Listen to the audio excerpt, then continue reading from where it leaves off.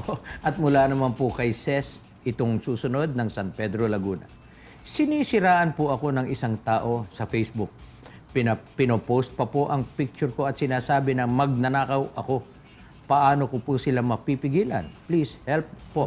Thanks. Matagal mo Cyber. na sinagot yan, pare. Narinig ko na Ikaw na sinagot mo sumagot. na Ikaw yan. na sumagot yan. At linya mo yan. Oo. Alam mo kasi, yan, kahit ngayon may mga bago na yung batas natin tungkol dyan. Eh, no? Well, it could ordinarily be an intriguing against honor, yung mga ganyan ang ikinakaso dyan. Ano?